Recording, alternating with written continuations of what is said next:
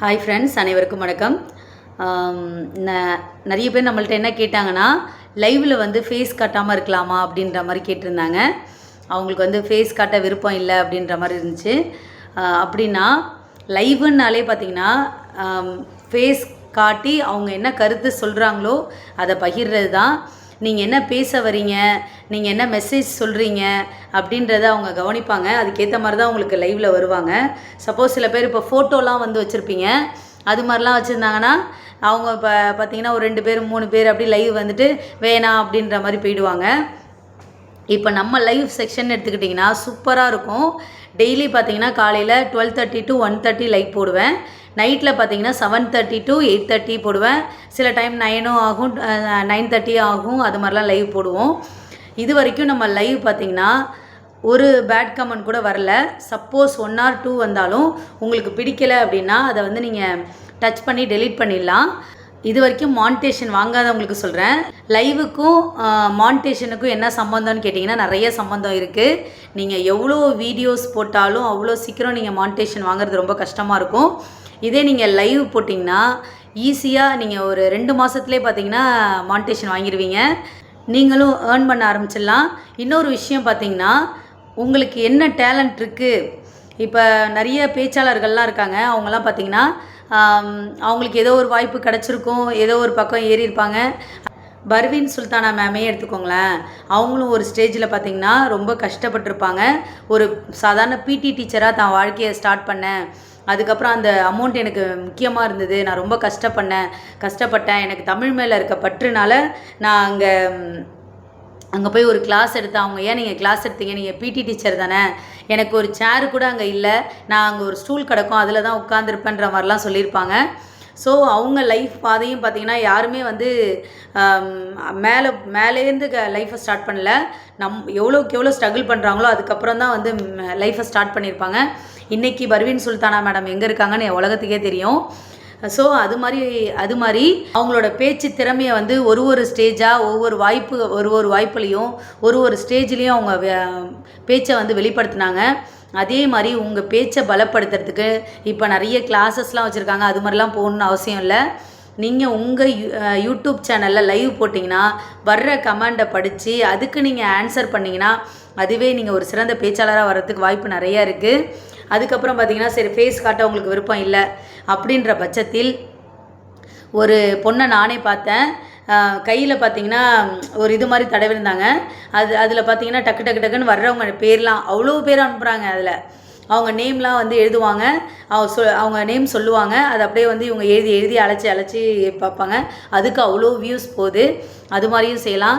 இன்னொருத்தவங்க பார்த்திங்கன்னா மணல் மாதிரி ஒரு பிளேட்டில் மணல் மாதிரி வச்சுக்கிட்டாங்க. அவங்கவுங்க பேரை சொல்லுங்கள், நான் அந்த மணலில் எழுதுகிறேன் அப்படின்னு சொல்லி கடன்னு எழுதுகிறாங்க. அது மாதிரியும் வியூஸ் நிறையா போகுது. இது மாதிரிலாம் நீங்கள் ட்ரை பண்ணலாம். 2வது கம்யூனிகேஷன்றது ஒருத்தவங்களுக்கு ஒருத்தவங்க பேசும்போது தான் வரும். பேட் கமெண்ட்டே நீங்கள் நினைக்காதீங்க. அப்படி ஒரு சூழல் இன்னைய வரைக்கும் எனக்கு வரலைன்னு தான் சொல்லணும். பேட் கமெண்ட் எல்லாருக்குலாம் வராது, நம்ம இருக்கிறத பொறுத்தும் இருக்குது. நம்ம சிந்தனை, நம்ம செயல், நம்ம எண்ணம் இதெல்லாம் வந்து வெளிப்படும் பட்சத்தில் அவங்க வந்து போட மாட்டாங்க. உங்களை கூப்பிடும்போதே தங்கச்சி அக்கான்னு தான் வந்து லைவில் மென்ஷன் பண்ணுவாங்க. இது என்னோடய எக்ஸ்பீரியன்ஸில் நான் சொல்கிறேன். எவ்வளோ ஷார்ட்ஸ் நீங்கள் போட்டாலும் அவ்வளோ சீக்கிரம் நீங்கள் மானிட்டேஷன் வாங்க முடியாது. வீடியோஸ் போட்டாலும் அவ்வளோ சீக்கிரம் ரீச் ஆகிறது ரொம்ப கஷ்டமாக இருக்கும். இப்போ நீங்கள் ஒரு லைவ் போட்டிங்கன்னா லைவ் போடும் பட்சத்தில் அவங்க டக்குன்னு உங்கள் லைவில் வரும்பொழுது உங்கள் லைவும் ஆனில் காட்டும். அந்த ரெட் கலர் சிம்பிள் வந்து காட்டும். அதை வச்சு உங்கள் லைவில் இருக்காங்க அப்படின்னு சொல்லி டச் பண்ணி பார்ப்பாங்க. ஒரு நாள் உங்களுக்கு பிடிச்சிருச்சுன்னா கூட அடுத்தது உங்கள் வீடியோஸ் வரிசலாக பார்ப்பாங்க, என்ன தான் சொல்லியிருக்காங்க அப்படின்னு சொல்லி பார்ப்பாங்க. நீங்கள் ஒரு நல்ல மெசேஜாக இருந்தாலுமே நீங்கள் ரீச் ஆகிறது கொஞ்சம் கஷ்டமாக இருக்கலாம். அப்படி இருக்கும் பட்சத்தில் அந்த லைவில் பார்ப்பாங்க, ஓகே இவங்க வந்து நல்ல மெசேஜ்லாம் சொல்லியிருக்காங்க அப்படின்னு சொல்லி உங்களை டக்குன்னு செலக்ட் பண்ணுவாங்க. சப்ஸ்கிரைபர் அதிகமாக வர்றதுக்கு லைவில் நிறைய வாய்ப்பு இருக்குது. நீங்கள் இன்றைக்கி பார்த்தீங்கன்னா 1000 சப்ஸ்கிரைபர் வச்சுருப்பீங்க. ஒரு 10 நாள் லைவ் போட்டிங்கன்னா 3000 சப்ஸ்கிரைபர் உங்களுக்கு வரத்துக்கு நிறைய சான்ஸ் இருக்குது. அந்தளவுக்கு லைவ் பயங்கர யூஸ்ஃபுல்லாக இருக்கும். முதல்ல வந்து யூஸ்ஃபுல்லாக இருக்கும் லைவு. உண்மையிலே வந்து எல்லோரும் லைவ் போடுங்க.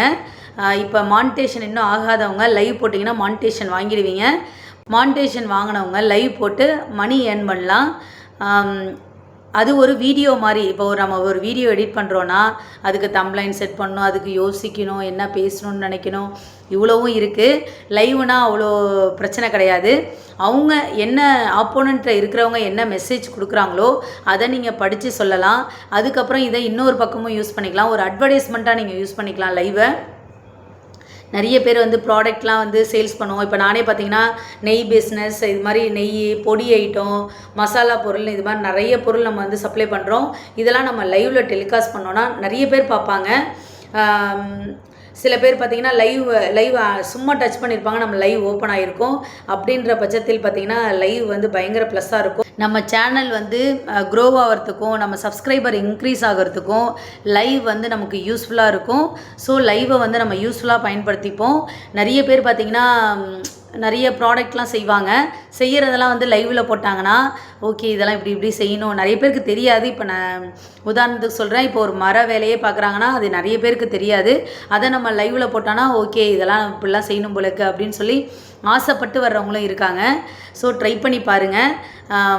லைவ் வந்து போட்டிங்கன்னா கண்டிப்பாக உங்களுக்கு அமௌண்ட்டும் வரும். நீங்கள் சீக்கிரமாக யூடியூப்பில் ரீச் ஆகிறதுக்கு ஒரு சான்ஸாகவும் இருக்கும். நீங்கள் ஒரு சிறந்த பேச்சாளர் ஆகிறதுக்கு ஒரு வாய்ப்பும் இருக்குது. ஸோ யூஸ் பண்ணி பாருங்கள். லைவ் வந்து நிறைய போடுங்க. 200 300 சப்ஸ்கிரைபர்லாம் வச்சுருப்பீங்க. அவங்க பார்த்தீங்கன்னா லைவில் நீங்கள் போட ஆரம்பிச்சிங்கன்னா ஒரு 1 வீக்லேயே பார்த்தீங்கன்னா 2000 3000 சப்ஸ்கிரைபர் இன்க்ரீஸ் ஆகிடுவாங்க. அதை நீங்கள் போட்டதுக்கப்புறம் தெரிஞ்சுப்பீங்க. கமாண்டை பற்றி நீங்கள் பயப்படவே தேவையில்லை. நம்ம எப்படி அப்ரோச் பண்ணுறோமோ அதுக்கேற்ற மாதிரி தான் நமக்கு கமாண்டும் வரும். நானும் கிட்டத்தட்ட பார்த்திங்கன்னா ஒரு 1.5 மாதமாவது லைவ் போட்டிருப்பேன். இது வரைக்கும் பேட் கமெண்ட்டுன்னு எனக்கு பெருசாக வந்ததில்லை. அப்படியே 1 or 2 கமெண்ட்ஸ் வந்திருந்தால் கூட அதை நான் டெலீட் பண்ணிவிடுவேன். அது மாதிரி நமக்கு பிடிக்கலைன்னா நம்ம டெலீட் பண்ணிடலாம். அப்படிலாம் பார்த்தா நம்ம லைஃப்பில் வந்து நம்ம நடந்து போகும்போதே முள் எல்லாமே இருக்க தான் செய்யும். அதெல்லாம் நவர்த்தி விட்டுட்டு தான் நம்ம போயிட்டுருக்கணும். இல்லை முள் குத்திடும், கல் குத்திடும்னு போனால் அந்த பாதையில் நம்ம நடக்கவும் முடியாது. அந்தாண்ட நம்ம அந்த பாதையை தாண்டி போகவும் முடியாது. அப்படி தான் வாழ்க்கையும். இவங்க சொல்லிடுவாங்களோ அவங்க சொல்லிடுவாங்களோ அப்படின்னு நினச்சி நம்ம ஒரு இதை மூவ் பண்ணவும் முடியாது. சப்போஸ் இது மாதிரி அவங்க கமெண்ட் பண்ணிடுவாங்களோ அப்படிலாம் சொல்லி நம்ம வாழவும் முடியாது. அப்படி தான் நம்ம வாழ்க்கையும். நம்ம வாழ்க்கையில் வந்து இப்போ வந்து நம்ம சொசைட்டியில் நிறைய பேர் இருக்காங்க. இவங்க அதை சொல்லிடுவாங்களோ அவங்க அதை சொல்லிடுவாங்களோ, நம்ம யூடியூப் சேனல் ஆரம்பிச்சிருக்கோமே ஏதாவது சொல்லிடுவாங்களோ அப்படிலாம் நம்ம பார்த்து பயந்தோன்னா எதுவுமே ஒன்றுமே ஆகாது. கல் முள் மாதிரி தான். நிறைய பேர் வந்து நம்ம டிஸ்கரேஜ் பண்ண நிறைய பேர் இருப்பாங்க. என்னையும் நான் ஸ்டார்டிங் ஆரம்பிக்கும் போது சொன்னாங்க, ஐயோ இதெல்லாம் எதுக்கு தேவையில்லாத வேலை அப்படிலாம் சொன்னாங்க. இன்றைக்கி நம்ம ஓரளவுக்கு ஸ்ட்ரகிள் பண்ணிட்டோம். ஓரளவுக்கு ஏர்ன் பண்ணுற அளவுக்கு நம்ம வந்துட்டோம். ஸோ அவங்க சொல்கிறவங்க சொல்லிக்கிட்டே தான் இருப்பாங்க. நம்மளோட தனித்திறமையை நம்ம வெளியில் கொண்டு வரத்துக்கு எல்லாருக்கும் வாய்ப்பு கிடச்சிடாது. நம்ம வாய்ப்பை உருவாக்குவோம். ஸோ அதுக்கு வந்து நமக்கு யூடியூப் வந்து ஒரு வரப்பிரசாதம். அதை நம்ம பயன்படுத்திப்போம். இப்போ ஃபஸ்ட்டு ஆரம்பித்தவங்க எல்லாருமே லைவ் போடுங்க. மோஸ்ட்லி வந்து உங்கள் ஃபோட்டோவை பின் பண்ணாமல் நீங்கள் உங்கள் ஃபேஸ் காமிங்க. ஃபேஸ் காமிச்சு லைவ் போடுங்க. அவங்களுக்கும் நீங்கள் என்ன மெசேஜ் கொடுக்க வரீங்கன்னு தெரியும். உங்களுக்கு என்ன மெசேஜ் கொடுக்கணுன்னு தோணுதோ நல்ல மெசேஜ், நல்ல கருத்தெல்லாம் கொடுங்க. நல்ல கருத்தை ஷேர் பண்ணுங்கள். உங்களுக்கு ரிப்ளை என்ன வருதுன்னு மட்டும் பாருங்கள்.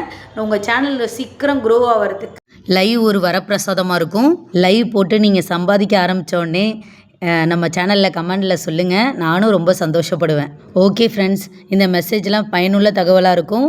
உங்கள் ஃப்ரெண்ட்ஸ் சர்க்கிளில் யாருக்காவது தேவைப்பட்டால் அவங்களுக்கும் சென்ட் பண்ணுங்கள். கூடிய சீக்கிரம் நீங்களும் லேக்ஸின் அதிபதி ஆகுங்க. தேங்க்யூ.